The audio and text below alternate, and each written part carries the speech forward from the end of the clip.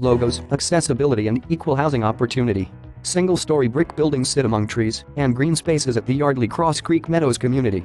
The clubhouse features a lounge area with entertainment kitchen and game table.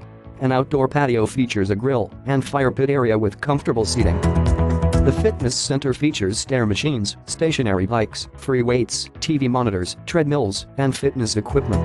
The outdoor pool has 2 tanning decks and a patio with lounge chairs. The spacious community office has reserved visitor parking, comfortable seating, and a snack bar. Unit 5009 is the 1-bedroom model apartment. A small bench sits on the front porch. Inside the front door is the kitchen, which has seating for 4 around an island with pendant lighting above. The kitchen has white upper and lower cabinets and black and stainless appliances. The living area has a lighted ceiling fan. A stacked washer and dryer stand in a laundry closet. The bedroom has a lighted ceiling fan and a connected bathroom. Beyond the bathroom is a walk-in closet with built-in shelving. A barbecue grill sits on a patio in the fenced backyard.